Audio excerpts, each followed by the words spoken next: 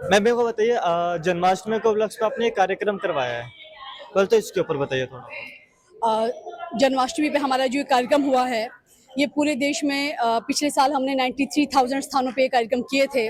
हर गली हर मोहल्ले में भगवान कृष्ण और उनसे जुड़ी हुई बातें और हमारे बच्चों में ये संस्कार जाए, तो उसके लिए ये छोटे छोटे कार्यक्रम करते हैं, जिसमें painting competition, singing competition, dancing और ये इस तरह की अलग अलग एक्टिविटी जो बच्चों की प्रतिभा है उसको निखारने का एक प्रयास है, ताकि वो एक्टिविटीज़ के माध्यम से धर्म के साथ जुड़े, वो धर्म को जाने, अपने जो इष्ट देवताओं को जाने, अपने आराध्य को जाने, ताकि कल आने वाले समय में कोई उन्हें उनके खिलाफ ना भड़का सके और जो कश्मीर फाइल में हमने देखा वो हमारे बच्चों को भुगतना ना पड़े, इसलिए ये धर्म की बातें उनको सिखाने का एक छोटा सा प्रयास है। इस प्रोग्राम में लव जिहाद के ऊपर भी था।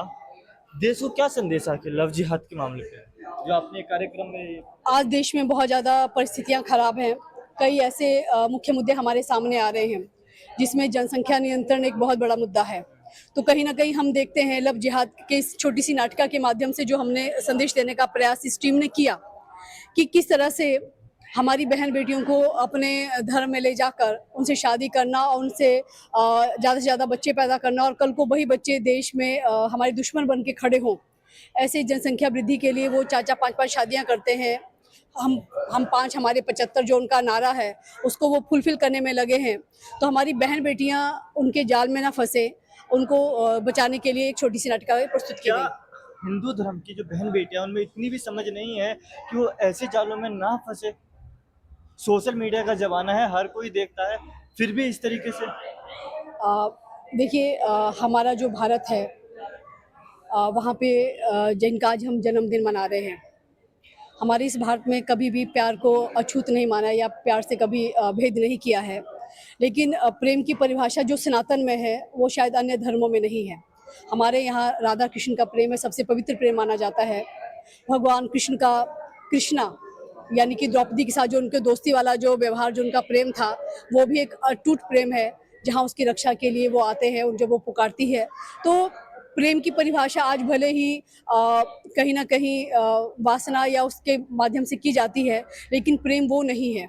प्रेम वो है जो एक माता एक अपने बच्चे से प्यार करती है, प्रेम वो है जो एक पिता अपने पुत्र से प्यार करता है, प्रेम वो है जो एक बहन अपने भाई से प्यार करती है। लेकिन आज जिस तरह से इसको सिर्फ़ एक कहीं न कहीं जिस तरह से जोड़ा जाता है वो है। और हमारी बहन-बेटियाँ बचपन से ही अपने आराध्यों के माध्यम से प्यार की परिभाषा को सीखती आई हैं। वो महाशिवरात्रि पर्व मनाती हैं, उसका व्रत रखती हैं। किस लिए रखती हैं? क्योंकि जो उनको सिखाया जाता है। लेकिन कहीं न कहीं हमारे सनातन में, हमारे समाज में हमारी बहन-बेटियों को हम जाति के बारे में तो बता देते हैं, पर हम उनको धर्म के बारे में उनको जानकारी नहीं देते हैं। हम उनको नहीं बताते हैं कि इस्लाम में बहन-बेटी की क्या स्थान है, या ईसाईयत में बहन-बेटी का क्या स्थान है। उनको वो सब नहीं दिखता है। उनको तो लगता है जैसे हम इंसान हैं वैसे सामने वाला है, क्योंकि हमारी किताबों में हमको क्या पढ़ाया जा रहा है। हमारी किताबों में जो हमको पढ़ाया जा रहा है, हमारे बच्चे उसी तरफ से उसको लेते हैं, और परिवार में हम उनको ये सब नहीं बताते हैं। हम उनको प्यार की महिमा, प्यार का गुणगान, भगवान की सब कहानियाँ तो सुनाते हैं, लेकिन दूसरे धर्म के बारे में कोई जानकारी उनको नहीं देते हैं, जिसकी वजह से वो फँसती हैं। ऐसा नहीं है कि हमारी बहन-बेटियाँ नहीं हैं, क्योंकि बहन-बेटियों को जब फँसाया गया है, तो उनको नाम बदल कर फँसाया गया है। और जब बहन-बेटी को पता चलता है कि सामने वाला हमारे धर्म का नहीं है, तो वो आने की कोशिश करती हैं। बहुत सी बहन-बेटियों को हमने बचाया भी है। हमारी टीम ने काफ़ी लड़कियों का रेस्क्यू भी किया है, कई जिनको लड़के बचाया ये है। भी कह देते कि हमारा अब्दुल ऐसा नहीं है जैसा नाटक में दिखाया भी गया है। जो आज की परिस्थिति है, आज परिवार में एक-दूसरे के साथ बैठने का समय नहीं है। आज एकल परिवार है। आज एकल परिवार में माता-पिता दोनों जॉब करते हैं, बच्चों के साथ उनका समय नहीं है। प्रैक्टिकल लाइफ़ जीने की जो सलाह देते हैं, कहीं न कहीं बच्चों को जब माता-पिता की आवश्यकता है, उस वक़्त वो नहीं है। तो जो उनको सामने मिलता है, वो उसी के हो जाते हैं, वो उसको ही अपना दोस्त मान लेते हैं। इसलिए उनका विश्वास माता-पिता से ज़्यादा उन लोगों पे हो जाता है, जो उनको खराब करने की कोशिश करते हैं। गलती किसकी है आपको? गलती अगर मैं कहूँगी, क्योंकि बड़े होने के नाते हमें कहना है कि ज़िम्मेवारी बड़ों को ही लेनी चाहिए, अच्छा। क्योंकि बच्चे हैं, गलतियाँ बच्चे ही करते हैं। लेकिन हम बड़े हैं, हमारा परिवार कैसा हो, तो मेरा एक माता-पिताओं के लिए भी संदेश है कि हमारे बच्चे पतंग की तरह होने चाहिए। जिस तरह से पतंग जितनी ऊँची जाए, हमारे बच्चों को हमको वही लक्ष्य देना चाहिए, वो जीवन में जो करना चाहें, वो उस तरह से ऊँचाई पे जाकर करें। लेकिन बच्चों के साथ ये भी है कि लेकिन माता-पिता को उसकी डोर अपने हाथ में ही रखनी चाहिए। वो आज आप ये देखिए, आज की स्थिति भारत की क्या है। माता पिता माँ बार्गेनिंग करके 800 1000 रुपए का सूट पहनती है, लेकिन अपने उसी बच्चे के लिए 3 3 4 4 हजार के कपड़े लेती है। आज वो 200 250 की चप्पल पहन के मार्केट में जाती है, लेकिन अपने बच्चे के लिए वो 4 4 5 5 हजार के जूते लेती है। माता पिता जो दिन भर मेहनत मजदूरी करते हैं, काम करते हैं, नौकरी करते हैं, उनके पास फ़ोन कितना होता है, 8 हजार से लेके 12 हजार, मैक्सिमम हो गए तो 20 हजार, लेकिन अपने बच्चे को क्या दे रहे हैं, 1 लाख का आईफोन, जो उन्हें खुद चलाना नहीं आता है। तो कहीं ना कहीं बच्चों की आवश्यकता, बच्चों की ज़रूरत, अगर हम बच्चों को वैसे करेंगे, और हमारे घर में अगर 2 बच्चे हैं तो उनमें शेयरिंग की भावना अगर हमें सिखाएंगे, तो कहीं ना कहीं बच्चे जो है आगे ठीक चलेंगे। लास्ट सवाल आपसे रहेगा, आपने प्यार का शब्द जोड़ा है। प्यार को जो हम आज की परिभाषा में कहते हैं लव मैरिज, लेकिन इसी पर विरोध कर रहे हैं प्रेमानंद जी महाराज कि लव मैरिज नहीं होना चाहिए, इससे जो कि आज के समय की युवा है वो भटक रहे हैं। देखिए, प्रेमानंद जी विद्वान व्यक्ति हैं, उनकी कही हुई बात को क्योंकि मैंने सुना भी नहीं है, तो इसलिए मैं इसमें अपना कोई वो नहीं कह सकती। लेकिन अगर मैं सनातन की बात करूं, भगवान कृष्ण रुक्मिणी को लेके आए, रुक्मिणी ने उनको कहा, वो रुक्मिणी को लेके आए, वो भी प्रेम विवाह था।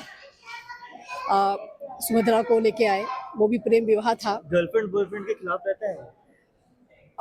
आप ये देखिए, जब विचित्र भी मतलब आप प्रद्युम्न और उषा की प्रेम कहानी का सुनते हैं, तो उन्होंने एक दूसरे को देखा नहीं था। भगवान कृष्ण ने भी रुक्मिणी को देखा नहीं था, लेकिन रुक्मिणी ने उनके बारे में सुना था, तो एक उनके मन में था, तो उन्होंने एक लव लेटर ही भेजा था, संदेश भेजा था कि मेरी शादी कहीं और हो रही है, अगर आप मुझसे विवाह नहीं करोगे तो मैं कहीं और अपनी जान दे दूंगी। तो आप मान के चलिए कि हमारे यहाँ प्रेम विवाह को कभी बुरा नहीं माना गया है। हमारे यहाँ कई संस्कृतियाँ हैं। मैं जहाँ पहाड़ में रहती हूँ, आज भी वहाँ पे विशेष दिन होते हैं जब बहन बेटी जो है, जिनके घर में मतलब पैसे की कमी रहती है और ये सब रहता है, तो पहाड़ों में आज भी ऐसी शादियाँ होती हैं जिसको गंधर्व विवाह कहा जाता है। ऐसी कई शादियाँ हुई हैं। तो इसीलिए, लेकिन ये है कि वर्तमान परिप्रेक्ष्य में जिस तरह का लिविंग रिलेशनशिप का चल रहा है, जिस पे मैं कहना चाहूँगी वो गलत है। अगर आपको प्यार है तो एक से ही होना चाहिए, शादी हो या ना हो उसका पूरा उम्र आपको इंतजार करना चाहिए। ये नहीं है कि आप किसी और का जीवन बर्बाद करिए, लेकिन आप अपनी ज़रूरतों के लिए, आप अपने शौक़ के लिए, आप अपने खर्चों के लिए 2 महीने किसी के साथ, 1 साल किसी के साथ, अगर इस तरह से आप ये करोगे, तो ये ना तो समाज के लिए अच्छा है, ना तो हमारे सनातन के लिए अच्छा है। क्या कहना चाहेंगे मैम, आप इस प्रोग्राम में आए हैं, शामिल हुए थे, कैसा लगा आपको? ये प्रोग्राम बहुत ही अच्छा हुआ। मैम ने मुझे मौका दिया इसमें शामिल होने के लिए, मैं इनका बहुत आभार प्रकट करती हूँ। सभी बच्चों ने बहुत अच्छी परफॉर्मेंस दी थी, सभी बच्चों ने बहुत अच्छा करा था, प्रोग्राम बहुत ही सफल रहा। अच्छा, एक मैम मेरे को बताइए, आपके इस प्रोग्राम में ऑपरेशन सिंदूर के ऊपर बोला गया है, क्या देश को संदेश रहेगा? इसके तहत हम लोग ये संदेश देना चाहते थे कि कोई भी आतंकवादी हो या कोई भी जिहादी हो या कैसा भी हो, हम लोग उसको छोड़ेंगे नहीं। वो कुछ भी कर ले हमारे देश में, मतलब वो क्या अटैक करता रहेगा, हम सहते रहेंगे? मैं तो ये चाहती थी, मोदी जी ने जब ऑपरेशन सिंदूर शुरू किया था, मैं तो ये सोचती कि उन्होंने वो अटैक रुकवाए क्यों। अरे मिसाइलें दागते पूरे आप पाकिस्तान पर, खत्म सारा पाकिस्तान एक बार में, छोड़ा ही क्यों। और अब क्या कर सकते हैं, सरकार है। तो यही संदेश था इस नाटक के थ्रू भी कि जो हम पे आघात करेगा, हम भी उस पर रिटर्न आघात करेंगे। अच्छा, एक लास्ट सवाल कि इसमें आपने लव जिहाद का भी जिक्र करवाया है, उस पर भी रोल था, इससे देश को क्या संदेश दे रहे हैं आखिर, मतलब चल क्या रहा है देश? अरे हमारी भारत की इतनी समस्याएं हैं, ये जो हम लोग अभी कार्यक्रम में भी लोग थे, पानी, बिजली, नाली, इन सब में उलझे रहते हैं। पर जहाँ तक हम लोग को लगता है ना, ये कोई समस्या नहीं है, मेरे हिसाब से ये कोई समस्या नहीं है। मेन हमारी समस्या आतंकवाद है, लव जिहाद है ना। तो हमें इनको जड़ से खत्म करना है। तो इसके थ्रू ये जो नाटक था, काफी सालों से हम लोग करवाना चाह रहे थे, पर अब पतिदेव के कहने पे इस बार हमने करवा ही दिया। तो लोगों को यही संदेश देना था कि हम अपनी बहू बेटियों को इन लोगों से बचा कर रखें। अब नाटक के थ्रू उन्हें जितना समझ आएगा वो उनकी समझ है, पर हमने समझाया पूरा है उन्हें।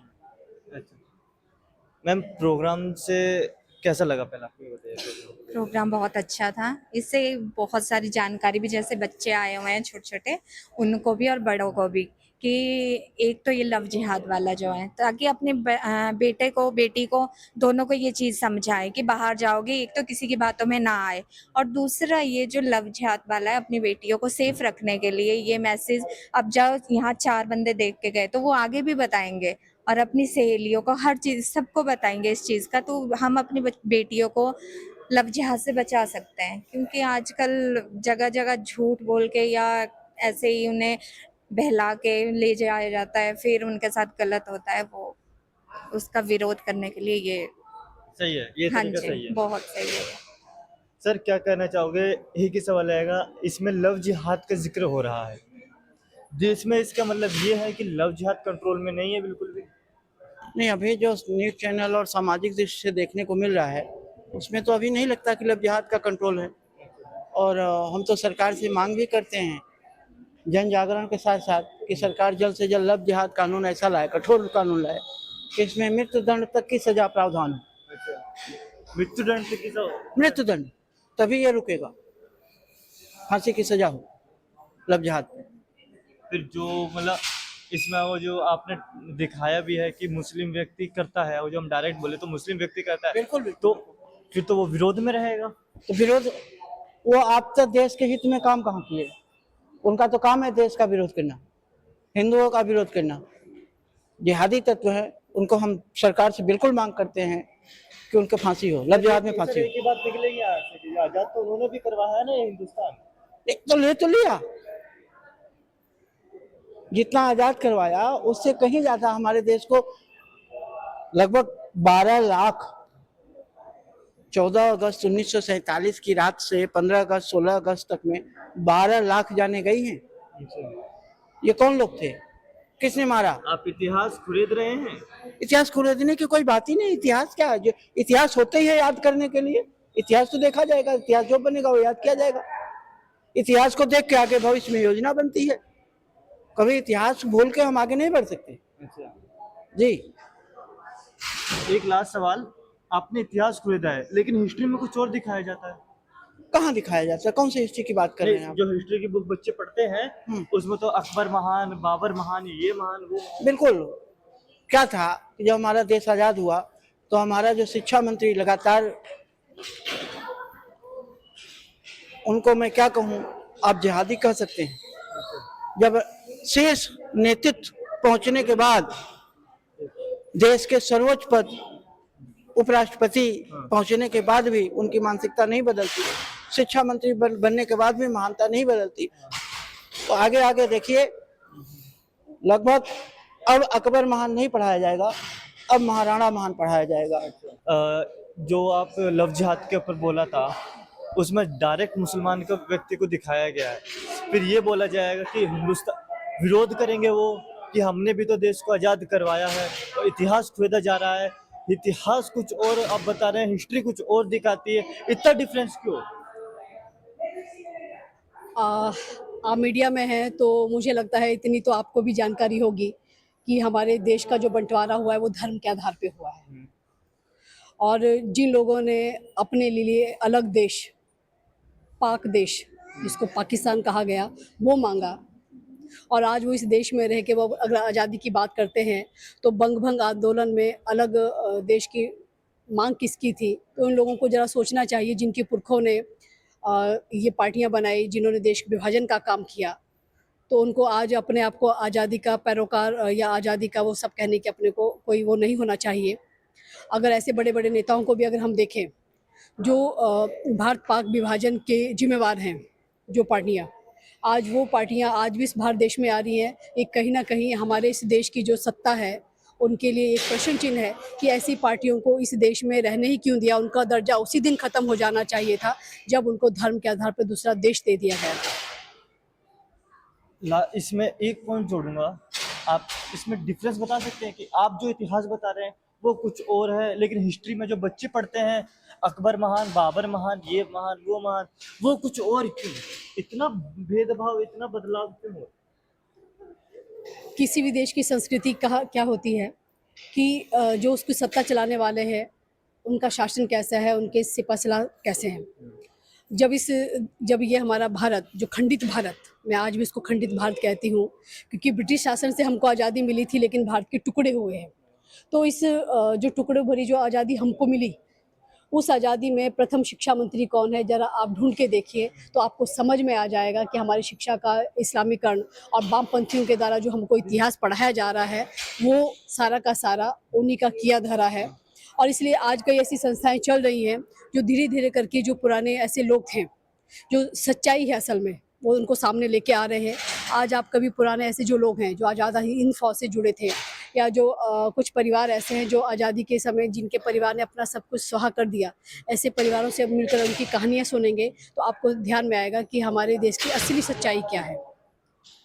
मैम आपसे एक ही सवाल रहेगा महत्वपूर्ण कि इसमें इस नाटक में जो लव जिहाद का था मुसलमानों को बुरा बताया गया है, लेकिन जो बच्चे हिस्ट्री की बुक पढ़ते हैं उसमें मुसलमानों को अच्छा दिखाया गया है। इतना डिफरेंस ज़्यादा? देखिए ये तो ऐसा है क्योंकि ये एक तरह से एक राजनीति है। अच्छा। जब हमारा देश आज़ाद हुआ था उसके बाद जब विभाजन हुआ, मेरा तो मानना ये है कि जब पाकिस्तान ने अपना अलग विभाजन किया तो जितने हमारे देश में मुसलमान थे उनको सब वहीं भेज देना चाहिए था, क्योंकि हम अब आज की जो कंडीशन है उसके लिए कहीं ना कहीं मतलब हमारे पुराने जो भी नेता रहे वो भी जिम्मेदार हैं। आज भी चल रहा है, आज भी राजनीति चल रही है। तो मेरा मानना ये है कि उस टाइम में अगर ये सब वहाँ कर दिया होता, अलग विभाजन में अगर वो जितने मुसलमान हैं उनको वहाँ पाकिस्तान भेज दिया होता और हिंदुस्तान में हिंदुस्तान ही रहते तो हमारा सनातन धर्म आज बहुत सेफ होता, जो कि आज पूरी दुनिया में धीरे धीरे करके ख़त्म की कगार पे है और हमारे देश के नागरिक कभी भी जाग नहीं रहे हैं। तो वो ये कहते हैं कि मुसलमान खतरे में है इस दुनिया में, मतलब भारत के अंदर। आप ये देखिए मुसलमान कैसे खतरे में हैं? हम भारतीय, हम हिंदू खतरे में हैं, क्योंकि आप देखिए हमारे यहाँ क्या है, हम लोगों को मुझे लगता है कि हम अपने बच्चों को खून खराबा हमारे बच्चे नहीं कर पाते हैं। ठीक है, उन लोगों में तो बचपन से ही सिखाया जाता है। एक बकरे को वो जब उनकी बकरीद होती है तो उसको पालते हैं, उसी छोटे बच्चे से सब कुछ करवाते हैं, उसकी सेवा सब कुछ, और एंड में जब बकरीद होती है तो उसी से कटवाते हैं। तो वो बच्चे में वो इतना स्ट्रॉन्ग कर देते हैं उस बच्चे को कि आप देखिए कि हमारे जो बच्चे हैं वो एक खून, किसी को सड़क पे चलते अगर कोई खून देख लेता है बच्चा डर जाता है। तो उन ये चीज़ जो है हमारे शायद हम लोगों में ही कमी है, हम पेरेंट्स में कमी है कि हम अपने बच्चों को इतना स्ट्रॉन्ग नहीं कर पाते हैं। लेकिन वो लोग उनको उनका एक टारगेट ही यही होता है, वो बचपन से ही उनको खून खराबा सिखाते हैं, इसलिए वो इतने स्ट्रॉन्ग है। और ऐसा नहीं है कि वो लोग खतरे हैं, बल्कि उनकी वजह से हमारा देश और हम लोग हिंदू खतरे में हैं। अच्छा।